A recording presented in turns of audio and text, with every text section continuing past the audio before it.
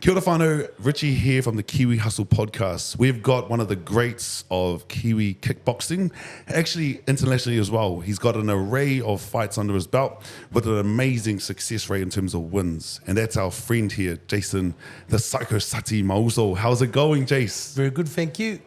Man, so tell us a little bit about yourself, Mauso. Tell us something about what people don't know about you, where you were born, your background, where you were raised. I know when, somewhere on Wikipedia it says I'm born in Samoan. I'm half Samoan, half European. My dad's English-Scottish.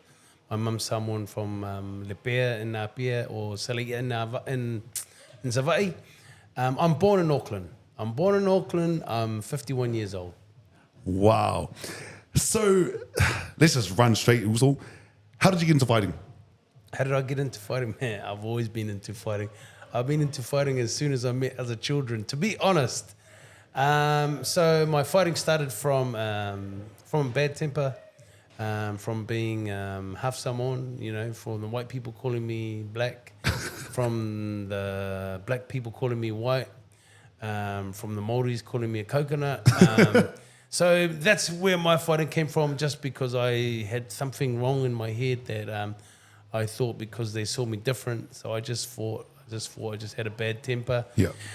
And then, but I was always good in school as well, because my parents always instilled in me that you've got to get good grades. Yeah. So I studied hard for my parents, and they paid for my education. But then one year there was a scholarship to go to Thailand. And when I was, it came up. I think I left in 7th form. I did my 7th form the year there. But to get on the scholarship, you had to go through all these interviews. You had to have good grades. So I was good at school, so I went through all the interviews. I went through 5 interviews, got accepted. But in my brain, there were these street fighters that were doing kickboxing. Yep. So I thought, okay, wow, it's already here. I better go to the motherland. Yep. Learn it in Thailand. And so in my head, I was going to Thailand. Yeah.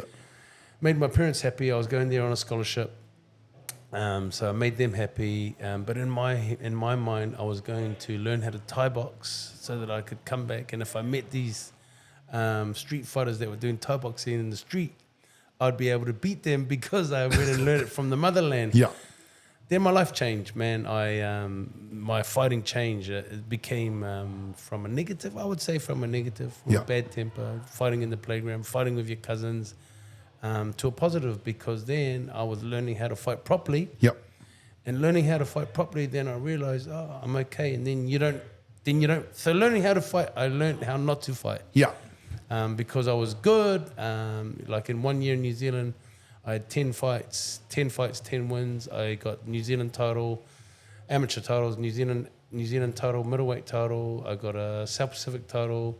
I got a Commonwealth title, all in my first year, 10 fights. My first fight in Thailand. That's right. I had a fight there. I had a fight in Thailand as an exchange student. I was the only one ever as an exchange student to fight. They never let it happen again. I don't know, maybe now. But they didn't let it happen again because it's actually really dangerous. Yep. So I was 72 kilograms. I came down from 95 kilograms down to 72. I did that in about 10 weeks. I trained for 10 weeks. And I fought this Thai who had about 30 fights. And in those days, a 72-kilogram Thai was quite big. So he hadn't had many fights. Yeah. But what I didn't know is that in New Zealand, you train. In those days, you train and you have like 10, 20 fights. And your goal is to finish fighting a Thai. That's the ultimate. Yeah. That's they're at the top. That's the accolade. Yeah. But I had my first fight in Thailand. He had about 35. My absolute first fight, I fought full Thai rules, professional fight, 5-3s, 2-minute break. I lost on points. But I lost on points. I lost on my feet. That was pretty good. Your first ever fight? Yeah. Wow. Do you ever remember your first ever fight, your amateur fight, maybe a backyard? Do you mind telling us about that? How did that come upon? It would have been my cousins. But I do remember... I remember one time I had one time I was probably 5th, 6th form, pointing in pools, and there was someone in school that we were gonna have. He was in the local gang in my area, Ponsonby, Greyland. We were we were in. We had some kind of problem in school in the classroom, so we planned a one-on-one at Point Aaron Pools on Saturday. So we had usual thing, Tussle. had a swim in the pool. No, I had a swim in the pool. Oh, yeah. Then we met outside, and I don't know, there was about 15 of us, and we just had a one-on-one. That was pretty scary. That was scarier than fighting in the ring, to be honest. Like that was different. Yeah. Like having a street fight, all these people around, and then they say go, and we fought. Yeah. What was nerve-wracking about it was because you didn't know much about how to throw properly, how to kick. Oh no, I threw how to. Oh, I didn't know. I wasn't kicking in. No way I was kicking. I was young. Gee, I don't know how long I was. 13, 14. But it was just my reputation was on the line. Yeah. And my reputation was on the line. Everyone was there. All the kids from school were there. The tough kids were there, and they were watching two of us go for it. Man, that's pretty crazy. So you end up coming back from Thailand. Yep. You end up just losing on points to one of the top guys. I came back from Thailand, and I went to Baramo Liga, which was with the trainer with Lollo Muli. Yep. And you know what? These street fighters that I'd heard about in the streets, came from that. Here I go. I go back. I go to the source. And that gym was amazing. Like we just had. Did you know that they were there, or did you turn up and they were there? No, and shucks. I didn't. I didn't know. I found out later. But by that stage when I found out, I was past. Yeah. I was mostly past the street fighting. I was getting into the sport now. So he came back from Thailand, and you said that you learned how to not to fight. Was it because you respected it a lot more? Because I respected it a lot more. I know that you don't get taught how to fight to go use it in street fighting. Yeah. I didn't understand that 2 years earlier because I was young. Yeah. And I didn't know what it was like to be taught how to fight. And also your confidence grows. Then you realize, I'm pretty good. Yeah. I'm good. I'm actually going to knock this person over in the street. Yeah. And so your confidence grows. Your respect for others grows. Yeah. Your respect for the sport, because you realize that this is a deadly sport. And my trainer is not teaching me to go and fight in the street. Yep. That's against the rules. Yeah. So it's just, you just learn respect, I guess, discipline. How does it feel when you see certain situations that hit the news? For instance, Whake, who got king hit. Yeah. How does that ruffle under your feathers when you see that type of behavior, especially when they don't respect? Man, it hurts. It hurts. It saddens me that people would that it's kind of like they're taking advantage of us. Yeah. They're taking advantage of us. They're picking on us because we're paid fighters. Yeah. I just think they've picked on us. They're taking advantage of us. Have you ever been, I suppose, stepped out in public, and have you had to put, like even Israel a couple of about a month ago, out of the blue, he mentioned it on Joe Rogan that he was just getting a pie, I think, and then all of a sudden this guy pulls up next to him trying to be a show pony. Have you had that situation? I have. Jace? I have. You know what? I've had people take advantage of me because I was on TV. I was on K1. And they're like, they're kind of making. I had these guys. They were making fun of me once. And what I said to them, I said, "Hey, I'm not a rugby league player. I'm not a famous All Black. I'm a kickboxer. I'll knock your head off. Yeah. Cut this shit out." So and what happened after that? It stopped. Because then they realized that, oh shit. They were thinking that they could pick on me and make fun of me because I was on TV and I'm not supposed to fight back. Maybe at that stage I was still like, nah, man. I'm going to give it to you. Yeah, what do you say to people like that, Mosul? What do you say to people like that when, if you got the tendency to think that you can step out a paid fighter who knows he's got a lot more to lose, what do you say to people like that? Okay, so this is a true story. This happened about 6 weeks ago.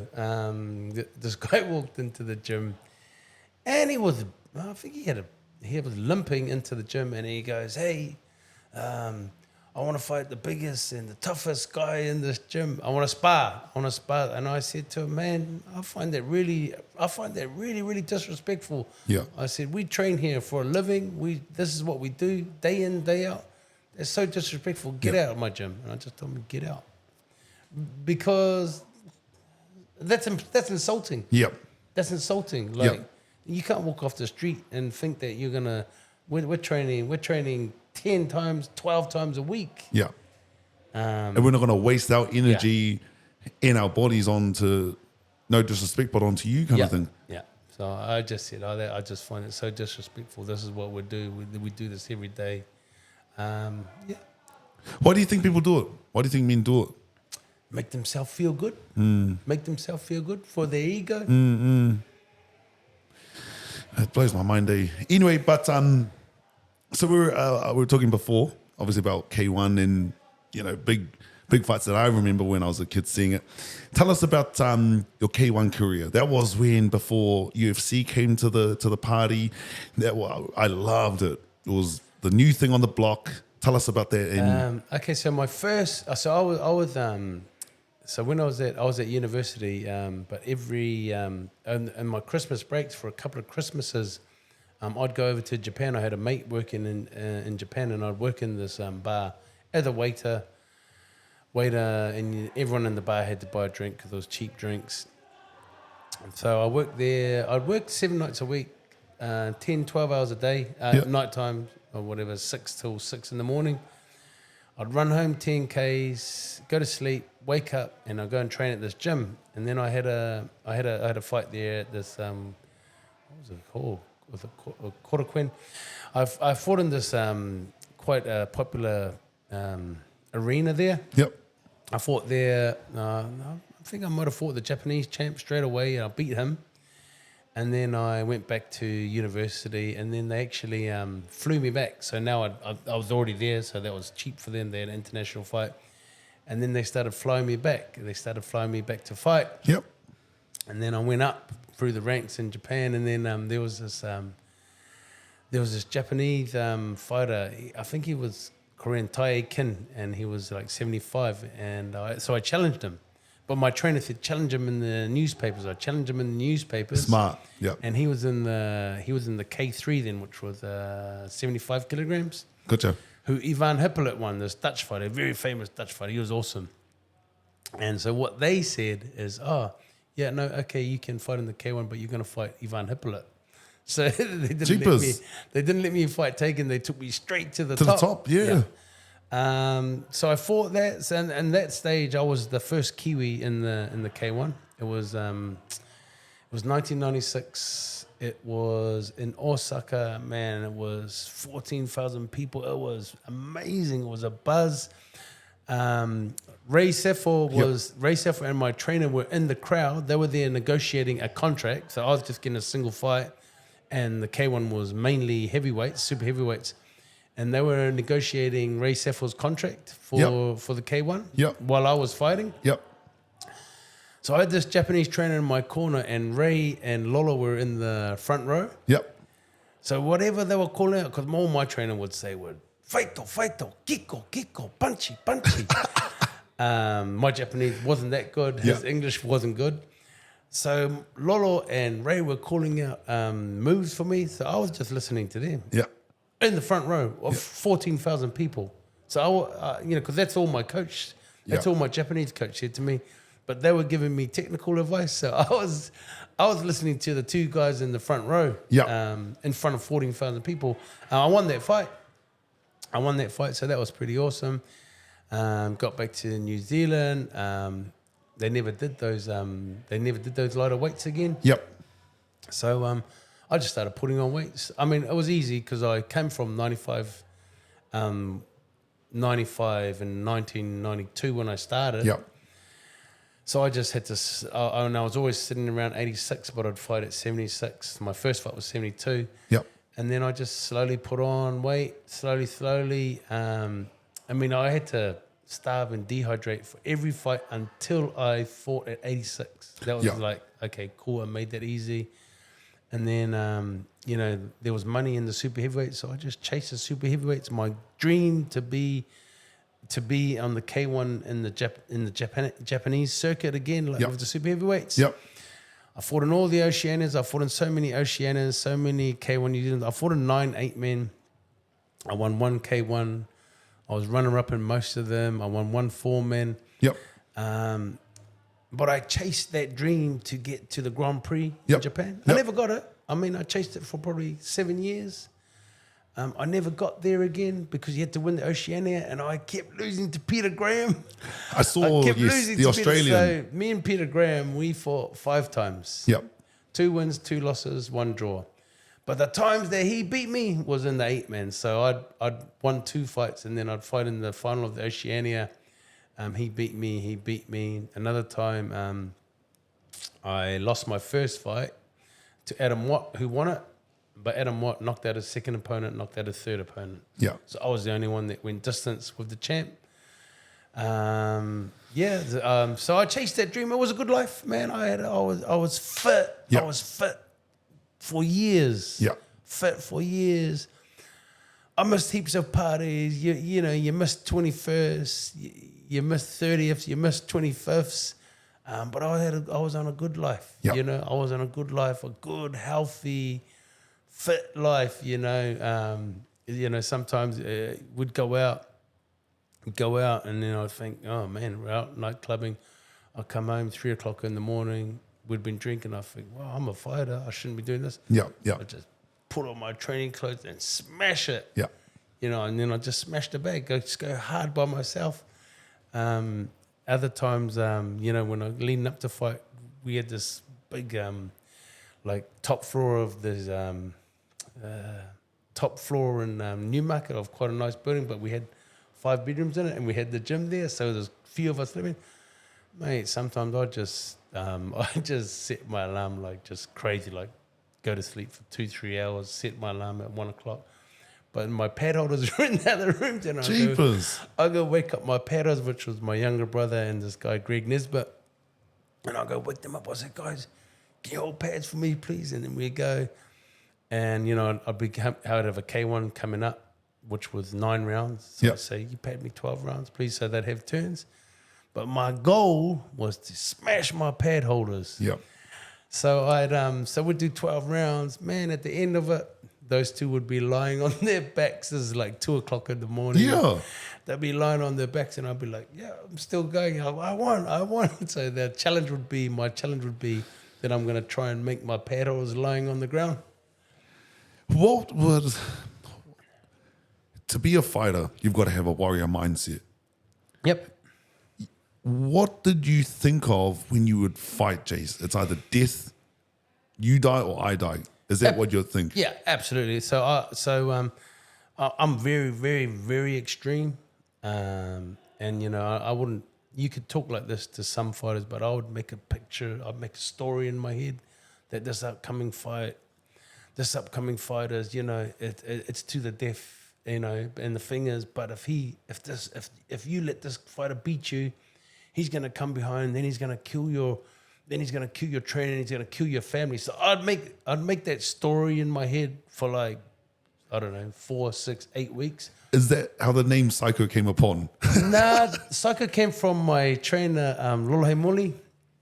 He just said, I fought this other Samoan guy, and he said, the first punch that guy did to me was a big punch, would have knocked out a lot of people. He said, but Jathan, most people would shy away, but he hit you and you came back more psycho than ever. So that's how I got it. He just said it was just strange to see that was my first fight in New Zealand. He said to see someone get hit so hard and not shy away, just come back more crazy than the fight started. Yeah. So that's how he gave me Psycho. So, and then going back to your mythology, you'd do that with every fighter, Jace? You would create that story? I would do, yeah. So I'd sometimes I'd do it to the death, and sometimes I'd make it worse that, he's gonna, if he beats you, then he's gonna come and kill your trainer, then he's gonna go kill your family. And so I just make these stories, make these scenarios in my head, and you push a lot more. You push a lot more when it's to the death. You push a lot more when you think that he's going to hurt people behind you. And just gives you a greater strength to keep going even when the going gets tough, to keep going when it hurts, because you're protecting people behind you. Was there a fighting training camp that you undertook and you took it to the extreme where the coaches were like, whoa? Well, that one, I used to do stuff like that, wake 2 pad holders up and have them lying on the ground. And I know this because I used to, sometimes I'd go and train in Thailand, and then after the pads, and it's really hot, I'd be lying on the ground. Like I'd do 5-minute rounds, and then I could go to sleep in the ring straight after the pads, and that was my morning training. That was one of my 2 trainings. And so that was I remember thinking, man, that's me lying down. So my goal was to get my pad holders lying down. Yeah. Did it take a lot of energy out of you to think that way, be leading up to a fight camp? Like, for instance, let's just say you're fighting David Jones kind of thing. Yeah. Every session for your fight camp, you'd have to dig into that. No, well, so another thing that I used to do for however long I was fighting, if I knew about the fight, 4 weeks, 6 weeks, 8 weeks, 12 weeks, morning and night, I'd see that guy's face. Morning and night, I'd see that guy's face. I'd tell myself that it's my advantage, it's his disadvantage, that I'm smaller than him. He's got less targets than me. I've got more targets. I tell myself I'm going to walk in the ring, I'm going to walk out the ring, my hands are going to be up at the end, I'm going to feel no pain, I'm invincible. But I'd say it to myself morning and night. I'd say it out loud, so I'd say it to my own eyes so that my own eyes don't lie to me. I'd say it out loud so that I hear it and I'm forced to do it. I'd say it out loud so that the universe would hear it.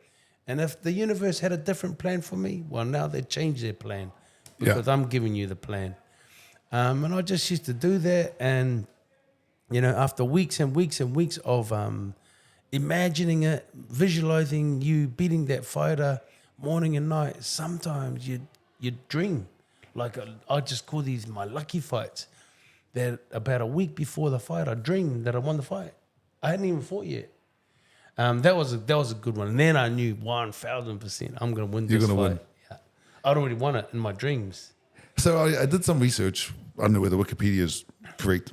But 89 fights, apparently total. I'm not too sure. There's more actually. 71 wins and only 16 losses. Yeah, it is 16 losses. So I remember me and Chopper, we were trying to get to 100 fights. So I think it's 92 kick fights. Gotcha. 92 kick fights, 4 boxing fights. Oh no, so 94 kick fights, 4 boxing fights, and 2 MMA fights, which made 100. But I think Chopper surpassed me. He got to 100 before me. But when we were, Shane Chapman, yeah. So we used to say, who's the first going to get to 100? But he got to 100 before me. And I just made 100 and then I retired. Man, that's an incredible tale of the tape, Mosul. It's a pretty good. It's not bad, eh? It's a pretty good. Not that many losses. It's pretty good. Not at all. Out of 100, that's not even 80. That's an 85% win rate. I'd say maybe 80. Pretty good, yeah. And what I know is, I was talking to my fighters the other day. One of my fighters. Most of my knockouts are in the second round because I started getting a reputation for my hands and like people got to look out for the head. So what I started doing is I just stay away from the head for the first round, just kick, go to the body. And then suddenly their guard is crap and set round 2 and then I just do it. Finish round it. 2, yeah. I was talking to you before about one fight that I remember was against the Tongan Tornado, I think, Paolo Mataele. Yeah. And I remember when I was a kid, when I watched it, I remember it deliberately because I was like, shucks, this Tongan might have a chance against Jason the Great. And you come out and you literally come out firing out the gate. And I think Polo just didn't even know what was coming. How did you strategize against that fight? I If you had remember to- it. man, I just know with big people. I mean, like Bowler. We used to train together. He's a mate of mine. Man, I loved his body. He had an amazing body, He was eh? 6'6", 115 kilograms, and he had less fat than me. Like, he was the Lennox Lewis Yeah. of kickboxing. I just used to think, man, Bowler, if I had your body, no one would touch me. I wouldn't even have to train, and I could win. But so with Bowler, he's tall, he's big, he's an athlete. You just have to be close. So my strategy was, don't stay at a distance with them. I think big people that are that big, they find it hard to fight in close. Yeah. It's hard. It's easy for me. So that my game is over. I'm running away. I'm not far away. I'm running away from him, or I'm in close and I'm in his face, and he can't really hurt me close. Yeah. That's the way I fought. So I just had to go in close. Lots of flurries, lots of fast punches. They do big, strong punches, but I can see them. Yeah. But can they see my 6 punches to their 1 punch? Yeah. Or can they see my 20 punches to their 10 punches? Yeah. I don't think so.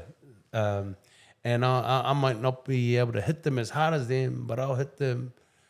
I'll hit them 3 or 4 times, and then I'll realize, okay, I've staggered them a bit, and then I can sit down and throw some power shots.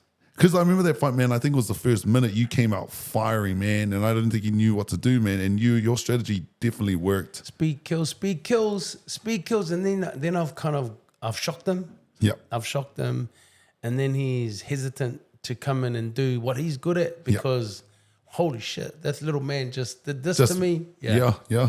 And I just think it's a good way to shock them and put them in a bit of doubt, bit of hesitation, bit of fear. So I want to cover off a couple of things. I want to talk about, obviously, Samoan fighters. There must be something in the water, in the Tara, up here somewhere that builds great Samoan fighters. You got the likes of, obviously, David Tor, yourself, Mark Hunt, Ray Seffel, to name a few. Yep. What do you think it is, Uzo? Be honest. What do you think it is? What do I think it is? Well, it is definitely in our genes.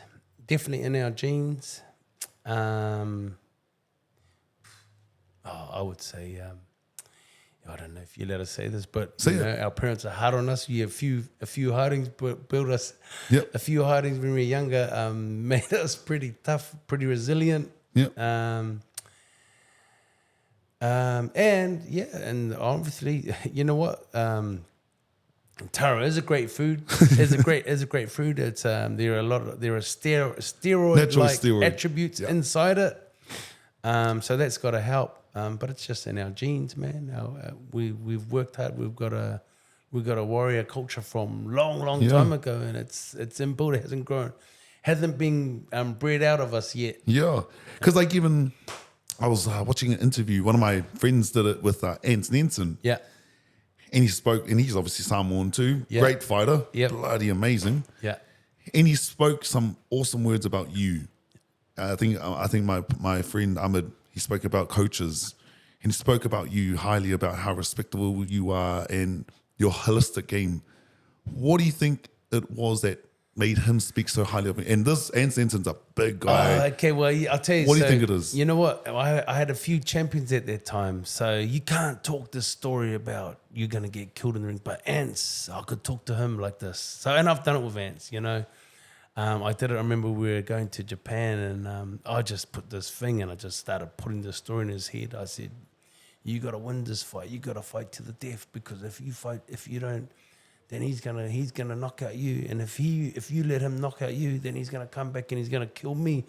And we were like best mates. We're best mates, coach and fighter. Yeah. So of course he's gonna go hard. Because he's protecting me. So I could put stories in the Answer's head like that. And he would deliver. Yeah. And he would. I mean, Answer's talented, man. There's some fighters that you got to show them week after week after week some move. Yep. Ants, he's talented, man. I could show him in a day, and he's got it. Like he was a talented man. And I just saw there was a fight a couple of months ago. I saw he literally was standing up with this other big, I think Maori brother. Yeah. He literally told him to step right next to him, and bloody hell, and just went 1-2. I'm like, is this guy crazy? Oh, yes, yeah, too good. It was Thomas. I saw that. Yes. That was awesome. Yeah, I was there. Yeah, it was cool. Man, I'm like, that's a bit of psycho in him now, eh? Yeah. Who was your best coach and why? My best coach was Lollo. Lollo. I've had I had Thailand because I started in Thailand. I've only had one coach in New Zealand. That's Lollo Moli. I had Japan. He was cool. He had a good spirit. Not too technical. Not too technical because I wasn't fluent in Japanese and he could hardly speak English. Yep. But he had a really good spirit about him, really strong spirit. But Lollo, he's the smartest coach I've ever met. He's got techniques. He's got technique coming out his mouth, coming out his ears, coming out his eyes. He's just so smart. He's so smart, humble man, my style, I like it. And he never yells at you. He always just tells you calmly. Yeah. And that's what I yell at my fighters now and then at training. I yell at them because I love them and they're doing something that I love and I don't want them to get hurt. I don't really yell at them in the corner. Yeah. I'm just gonna tell you, and you just gotta know and trust me. Yeah. And know that even though I'm not yelling at you, do it, and they do. Yeah. And they do. It's amazing because I was talking to Junior just before. He spoke highly of Lollo, and I think the lineage that have come through Lollo. You've got yourself, I think Eugene, or Doug has come through. Both, all of us. Yeah. Doug, Eugene, we're all Balmoral boys. Yeah, and then you've got Mark Hunt that calls upon him. Yep. Is he like the godfather of fighting in New Zealand? Was that what you'd call him? I'd definitely call him that. Yeah. It's amazing, eh? It's amazing that one person has had such influence and then you've run with it and developed your... He's just so smart, man. He's just so smart. He just knows the game. He just knows how to technically pull people apart. Give us an example of a fight that he was in your corner and he gave you some advice in the corner while you were maybe mid-fight and you took it and you won. Okay. I'll tell you what I didn't take his advice. I remember I fought this 12-rounder. It was an ISCA world title, Trevor Ambrose. And I was winning the fight. I must have won, I don't know, I believe I won 7-8 rounds of the 11. Yep. And on the 12th round, he goes to me, okay, you've won the fight. You just keep your distance. But I was greedy. I was still wanting to hurt the guy. So I chased the guy. And anyway, on the, 8 seconds or 5 seconds before the last bell, he dropped me flat on my back. I already won the fight. I was going to lose by knockout now. Anyway, I got up in 4 seconds and stood up. But the ref said he didn't hear the bell and he just kept counting. But I got up in 8. But I actually, I got up in 8. But, I remember Lollo, he's so smart. He told me, you just keep your distance. And I didn't listen to him. And I got dropped in the last round. But I ended up winning the fight. Shucks, man! What an amazing career was all. So, let's talk about something a little bit more personal, cool. If you don't mind. Your son Phoenix. Yep. I know that you get a lot of inspiration from him. Yep. And I see that you take him to your gym when you work clients. He's an amazing child by the looks of it, and he just gives you so much aura and I suppose appreciation of life. Tell us a little bit about him. Okay, so Phoenix was, if you don't know, oxygen didn't get to his brain inside the womb sometime before he was born. They can't explain that. When did it happen? How did it happen? So he's got his brain's injured over all parts of the brain. But he understands things. What can I say? Before it came, I remember I remember the day before it came, I remember praying to God, praying that I would get run over or something would happen to me so they could take me and give my son his life because I wanted him to be like everyone else. I remember because I knew it was coming the next day because we'd done all the tests and the last one was a scan on his brain. And so I knew it's coming. So I wanted to be taken so that he could be given a full life. It didn't happen anyway. What has it taught me? Yeah, so I didn't want to, and people are saying, "Oh, you're the one. You're gonna be, one to show." I don't want to be the one. I didn't want to be the one to show cerebral palsy. I didn't want to be the one to just show people how the other side live. I didn't want to be the one because if I was the one, that mean that he's gonna miss out on living a normal life. If it is missing out, but what it has taught me is given me a whole new respect for special needs, whole new respect, a whole new patience. When you're on a plane and kids are crying or whatever, or this or that, yeah, maybe it does annoy, and maybe some people will show their annoyance. And I take it in my stride because I've got a son that you've got to step out of the way for sometimes. So it does give you an understanding of a whole lot of different difficulties. Yeah. Because you've got some with yourself. I never say it's hard. It's different. Yeah. It's different with my son. It's not hard. It's my son. It's all good. Life is just different. I love, I just find so much inspiration from you, also, especially when I see your stories and, you've just got such empathy, and you can see when he smiles. You can see when he smiles. What does that make you feel like? Oh, I love it when he smiles. You know what you like. Sometimes you go away from your kids, you come home, and it's so nice to see the kids come. Hey, Dad. My kids, the other three, they come up. They hug you. They haven't seen you. They're happy. But him, he can't get up and hug me. But if he laughs out loud or he hears my voice and I see his smile, I say, oh, this touches my heart. Because then I know he knows me. And I know he knows me. The doctors, someone, they might say, he's brain injured. He doesn't know. He knows me. Yeah. And it's so nice, when I go away to come home. And sometimes I'll say, Phoenix, why are you not giving me a smile? And then suddenly you'll give me a smile. But I hate it when I have to remind them. But it's really nice. It's a beautiful feeling for all of us to be loved. Yeah. By people that can show you love. But for him to just give me a smile, or sometimes he gives a laugh out loud, that's huge. That's massive. Yeah. It's beautiful. When you got the news, when you were doing the scans, what did you feel at the beginning stages when you got the news? It took me a day. I was down. I thought it was the worst thing that could have happened to me. How was your wife about it? Oh, we were broken. We were both broken. We had a whole room to ourselves. We had 2 beds. We slept in the same bed. We hugged each other all night. We were broken, absolutely broken. And I woke up the next day and I just said to my wife, "Let's go. Let's get our son. We're going home." Yeah. But it took me a night to pick my balls up and just say, well, let's go. We're doing it. We're taking our son home.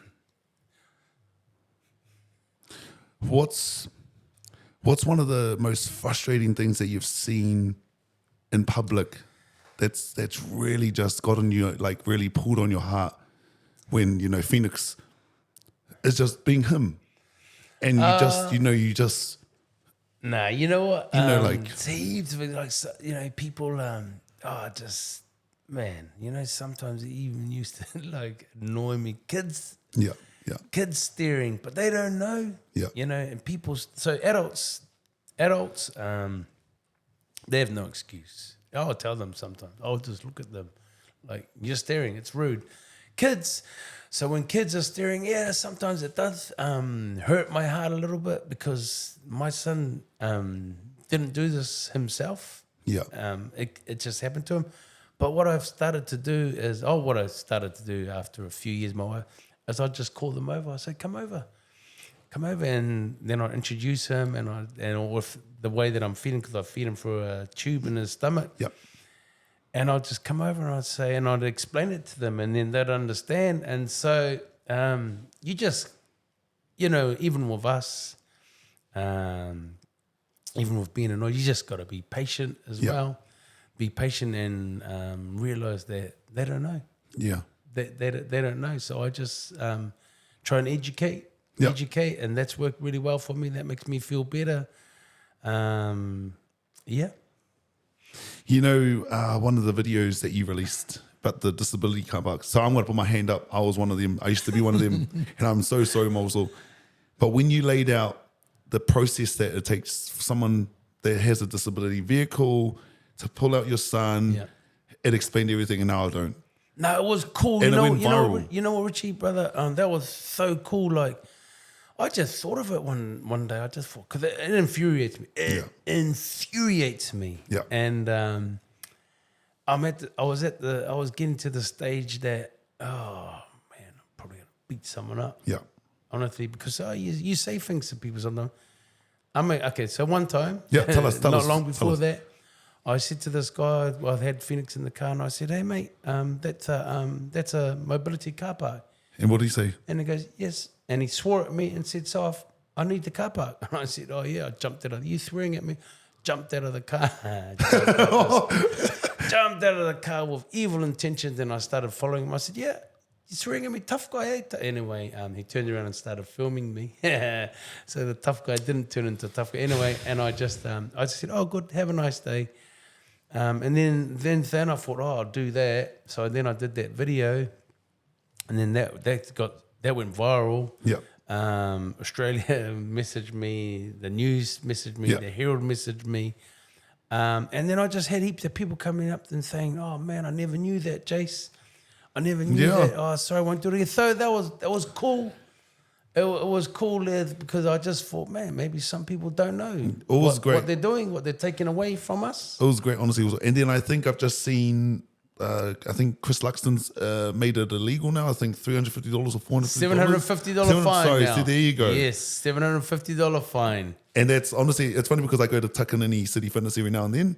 It's empty now. The disability park is empty. Awesome. It's rarely taken up, man. Now it used to be always, but even I've got a disability card. I never park in them unless I've got Phoenix in the car. If I'm going in to get medicine for him from the chemist, then I'll do it quickly because it's for him. Yeah. But if it's for me, I never use the car park for me. Yeah.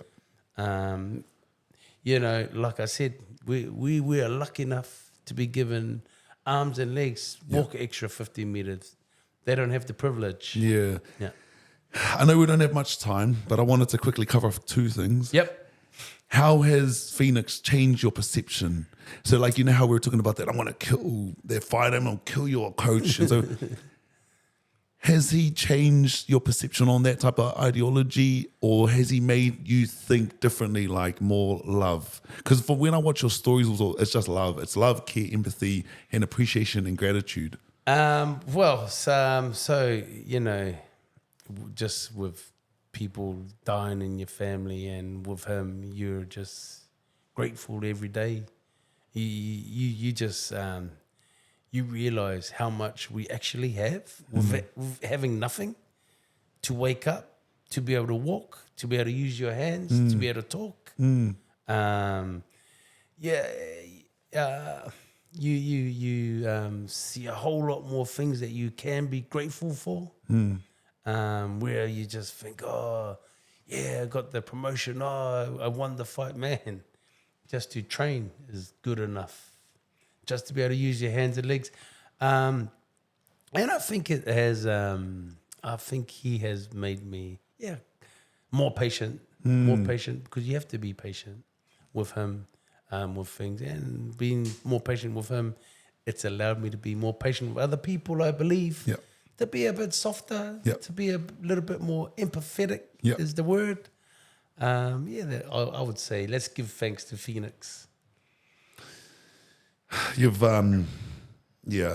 Phoenix, I want to let you know that when I watch your stories and I see such positivity, I want to say thank you to Phoenix as well because it influences myself. I even show my wife Thank every now. you. Honestly, I'm not Thanks, lying to you. I say, Richie. look at Thank this, look at this, and like, she's just like, wow, what a lovely heart, and she sends her apologies. Now, the last thing I wanted to cover off was is Wim Hof. So you're a certified Wim Hof coach. Tell us the importance of understanding breathing. I had Grant Pertisi, who's a bodybuilder, and he's big about breathwork. But I know Wim Hof adds the cold plunge, cold pull therapy as well. Tell us a little about that and why people need to do it. Okay, cold plunging is easy. Inflammation, white blood cells, weight loss. If you didn't know, now you know. It's just such an easy way to lose weight. But the breathing that he does, the breathing is so powerful. The breathing in 10 minutes balances your pH. For your pH to be balanced through food and water, it would take 3 to 7 days of eating like just green foods. That's acidic level? Is that right? The Yeah, acid in your brain? so it's just in a balance. So not too acidic and not too alkaline. Like if you're too acidic, you're dead. Too alkaline, you're dead. But it's just balanced right in the middle. Yep. So through this breathing technique of the Wim Hof method, which is kind of hyperventilating, it takes a total of 6 minutes to get you to a balanced pH. You're balanced. You're balanced in so it'd take you 10 minutes with hyperventilating breath holds, hyperventilating breath holds, and then so it just brings your pH balance, and it lasts for between 4 to 5 hours, which is amazing. And for everything, for all your organs to work correctly, to work at their optimum, you need a balanced pH, which in today's world, there's not difficult. many people. What I've Googled is that about 80% of the world is an imbalanced pH. Can you give us a little quick breakdown of the breathing method? Like, how does it work? Do you take 10, kind of like Tony Robbins used to do the priming? Is that It's like kind of similar? Similar. No, it's just I'm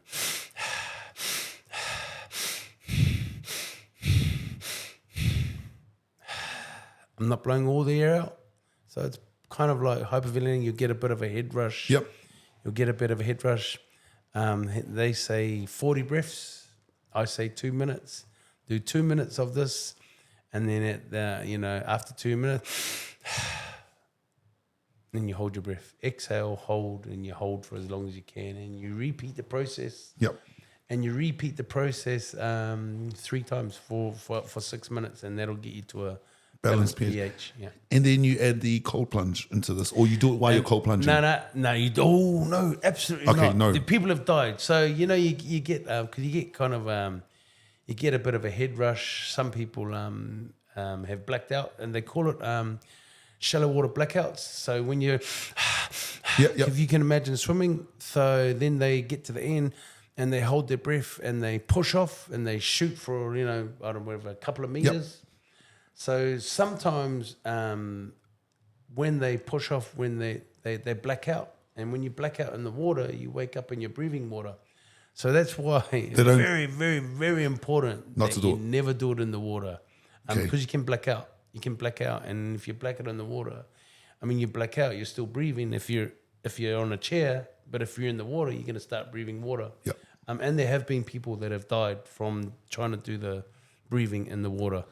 And so it can be any cold water, or does it have to be a specific temperature? Okay. So you do the breathing, and one thing, so all your organs work at their optimum except for your pain receptors. Your pain receptors are desensitized for about 4 hours as well. Okay, so that's why it's good to get in the ice after, because you've got a little bit of numbness. That's why a lot of athletes have been doing the Wim Hof method. Yep. So to get themselves off painkillers. Yep. So the breathing helps. Yep. And then the ice helps. And how long do you sit in the cold plunge for? 2 minutes? 2 minutes. Yeah. Yeah. 2 minutes is the test to get all the physiological benefits, which, like I said, white blood. For me, it's mainly the white blood cells. The white blood cells, because they last for 6 days after that 2-minute plunge. Yep. You get a big boost of dopamine. Yep. What do white blood cells help us? Is it immunity, immune system? Yes, white blood cells are our killing diseases. Yep. Killing disease cells. So anything that's there, they're gonna kill it. And from what I heard too, I think it increases your testosterone as well in the morning for men. Yes, Yep. yeah. And I saw this thing on Joe Rogan, where it says if you do the cold plunge before exercise, most people are doing it after exercise. Do it before exercise, it boosts your testosterone even more. I can't remember the percentage of it. But. Wow. Have you met Wim Hof?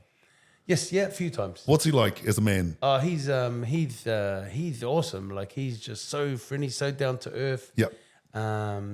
Very charismatic, is it? Where you're drawn to him. Like he's got a warming personality. And I think they did some scientific tests on him because they can't comprehend how he is able to survive in such cold temperatures, and they still can't figure it out. They've done heaps of tests, but basically he's human. He's human. So whatever he can do, we can do. Anyone can do. Yeah. Do you think it's a mindset? It's definitely a mindset. Yeah. Definitely a mindset. But what I can say is 2 minutes in the ice. 2 minutes in the ice is only going to be good for you. Yeah. I reckon I've put in over 1,000 people in the ice. No one's ever got sick from 2 minutes in the ice. What are some closing notes to close off our podcast with, Miles? Or is something that people can watch, can hear, can get some motivation for, and some inspiration before we finish? Crikey, I don't know. Well, follow my Instagram. Yep. I'm always trying to put out positivity, and if I've got nothing positive to say, I don't say it. I'll keep that for myself. And yeah, so I don't know. My Insta is I just try and give someone a boost, give someone a charge in the morning, like give them a bit of energy. And honestly, when I give my Instagram post, it's actually starts my day on a good too. Yeah, because you're giving. Understand that? So I'm not. It's for both of us. Yeah. I give you to remind myself of what I should be grateful for, or what I got to look forward for. Yeah. Awesome. King of the Ring. I got King of the Ring, 30th of November.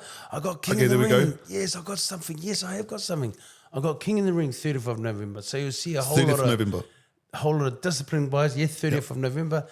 But yes, I've been working on this workshop. Yep. It's mainly mindset. I've been working on it for about 2 years. I did a NLP practitioner course, so I'm a neuro-linguistic programming practitioner. But I did it because I wanted people who don't know my mind, who don't know me, to trust me. And so I thought this will help them trust me. But I'm going to release this workshop in the first week of December. It's just something that you buy. It's a whole lot of it's 17 different videos, different recordings. Like, so you just drive and listen to it, grow your brain before you get to the gym. Awesome. If you need extra boost, then you can look into my eyes. Yep. But I've been working on this for nearly 2 years, and it's going to be out soon. And it's for anyone, really. It's for anyone, mainly for combat sports. Yep. But it's the way that I used to live, and making it over the last 2 years has been really good for me. It's because I start to live by how I used to live. Yeah. And it's really just boosted me, motivated me, given me a bit more discipline. Yeah. Well, thank you so much for coming on the Kiwi Hustle podcast, Mosul. It's been an absolute privilege and honor. Thank you so much, man. And that's us for today, guys. And I hope you guys got a lot of gold nuggets from this podcast, from this legend in New Zealand fighting, the fighting field. But that is us. Thank you so much, Mosul. Thanks for having me. Thank you. Thanks for having me. Cool.